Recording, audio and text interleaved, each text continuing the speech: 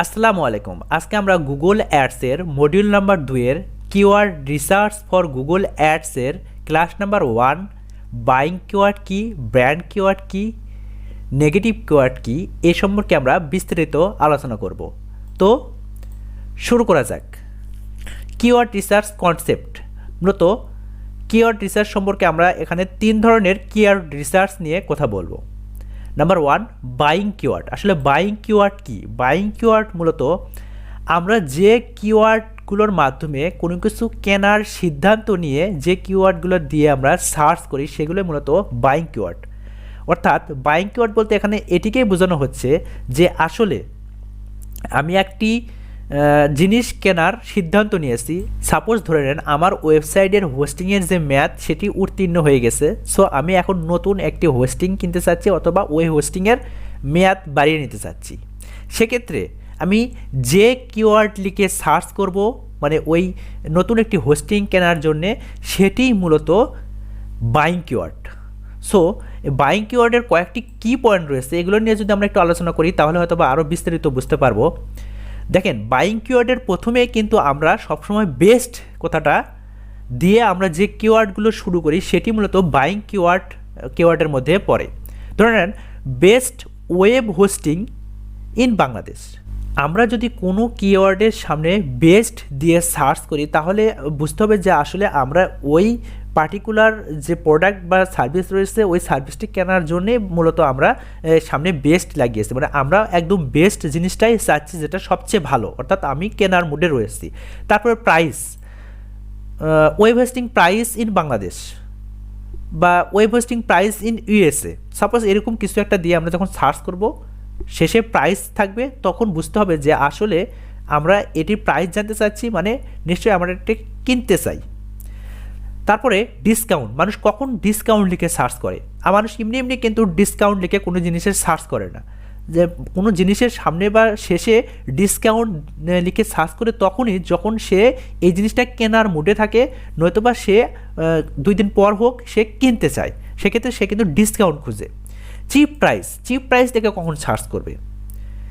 মানুষ তখনই chip price থেকে সার্চ করবে যখন সেটি কিনতে চায়, অর্থাৎ বাইং মুডে থাকে, যে সে চাচ্ছে যে আমি এই জিনিসটা কিনবো, আমার একটা ওয়েবসাইট দরকার বা আমার একটি ওয়েব হোস্টিং দরকার, আমার একটা ডোমেইন দরকার, আমি যত চিপ রেটে এটি কিনতে পারি। সেক্ষেত্রে সে চিপ প্রাইসটা সামনে যদি জুড়িয়ে দেয় তাহলে বুঝতে হবে যে আসলে সে এটি কেনার মুডে রয়েছে। এটি মূলত বাইং কিওয়ার্ড।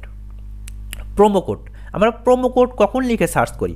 আমরা যখন কোনো কিছু কিনতে চাবো তখনই তো প্রোমো কোড লিখে সার্চ করবো। কোনো মানুষ প্রোমো কোড লিখে কখন সার্চ করবে? যখন সে এই প্রোডাক্টটি কিনতে চাবে তখনই সে একটি প্রোমো কোড চাবে যে আমি এটি কিনতে চাচ্ছি বা আমি এখন এটি পারচেস করব। সেক্ষেত্রে আমি যদি কোনো প্রোমো কোড পাই তাহলে হয়তো আমি কিছু ডিসকাউন্ট পেতে পারি। সেক্ষেত্রে এটি মূলত বাইং কিওয়ার্ডের মধ্যে পড়ে। হাউ টু ইউজ কখন সার্চ করে? যখন কোনো মানুষ কোনো কিছু কিনে বা কেনার পরবর্তী সময়ে, মূলত কেনার পরবর্তী সময় হাউ টু ইউজ লিখে সার্চ করে না, সে কিনতে চায়, অর্থাৎ সে কেনার আগে জানতে চায় যে এই জিনিসটা কিভাবে ইউজ করতে হয়। যে হাউ টু ইউজ কথাটা তখনই কোনো কিওয়ার্ডের সামনে জুড়িয়ে দেওয়া হয় যখন সে একটি প্রোডাক্ট কিনেছে অথবা কিনতে চায়, মানে কিনতে চাইটাই এখানে আগে, কারণ কেনার পরে খুব কম মানুষই এটি কিভাবে ইউজ করা হয় সেটি দেখার আগে কেনার আগেই দেখে নেয়। রিভিউ, একটা মানুষ রিভিউ কখন চেক করে?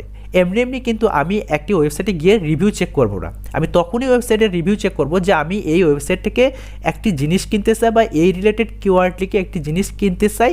দেন আমরা কিন্তু এই রিভিউ লিখে সার্চ করি যে আমরা আসলে রিভিউ দেখতে চাই এই জন্যে যে আগে এই প্রোডাক্ট বা সার্ভিসটা যারা পারচেস করেছে তারা কি উপকৃত হয়েছে না এখান থেকে তারা ধোঁকা খেয়েছে। সো রিভিউ কথা তখনই কোনো কিওয়ার্ডের সামনে বা পেছনে দেওয়া হয় যে তখন এই যে পার্টিকুলার পার্সনটি উনি বাইং মুডে থাকে, অর্থাৎ মূলত এটি বাইং কিওয়ার্ড। এবার সেই ব্র্যান্ড কিওয়ার্ড কি? ব্র্যান্ড কিওয়ার্ড মূলত যখন আমরা কোনো কিওয়ার্ড লিখে সার্চ করব সেই কিওয়ার্ডের সামনে বা পেছনে যদি কোনো ব্র্যান্ডের নাম জুড়িয়ে দেওয়া হয় সেটি মূলত ব্র্যান্ড কিওয়ার্ড। আমরা এখানে কিছু ব্র্যান্ডের নাম লিখেছি, ইয়েলো, আরং, রিসম্যান এবং প্রাণ।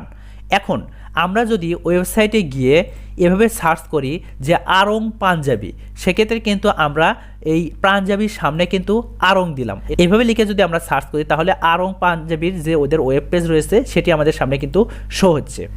এটি মূলত ব্র্যান্ড কিওয়ার্ড, অর্থাৎ কোনো ব্র্যান্ডের সামনে বা পেছনে যদি কোনো ব্র্যান্ডের নাম দেওয়া হয় সেটিকে মূলত ব্র্যান্ড কিওয়ার্ড বলা হয়। আশা করি আপনারা বুঝতে পেরেছেন আসলে ব্র্যান্ড কিওয়ার্ড কি, বাইং কিওয়ার্ড কি। এবার আসি নেগেটিভ কিওয়ার্ড। নেগেটিভ কিওয়ার্ড হচ্ছে আপনার একটি পেইড সার্ভিস রয়েছে, এখন আপনি চাচ্ছেন না যে এই সার্ভিসটি আপনি ফ্রিতে দেন। এখন কেউ কোনো কিছু লিখে গুগলে সার্চ করলো যে free digital marketing service in Bangladesh, কিন্তু আপনারটা কিন্তু ফ্রি না, আপনারটা পেইড। সেক্ষেত্রে আপনার জন্য নেগেটিভ কিওয়ার্ড হচ্ছে এই ফ্রি। আশা করতেছি এই ভিডিও লেসনের মাধ্যমে বুঝতে পেরেছেন বাইং কিওয়ার্ড কি, ব্র্যান্ড কিওয়ার্ড কি এবং নেগেটিভ কিওয়ার্ড কি। পরবর্তী ভিডিওতে দেখানো হবে গুগল প্ল্যানার টুলসের মাধ্যমে আমরা কিভাবে কিওয়ার্ড রিসার্চ করতে পারি।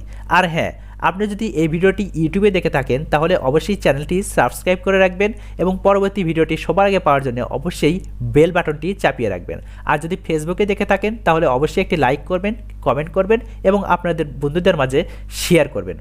সে পর্যন্ত ভালো থাকবেন, সুস্থ থাকবেন। আসসালামু আলাইকুম।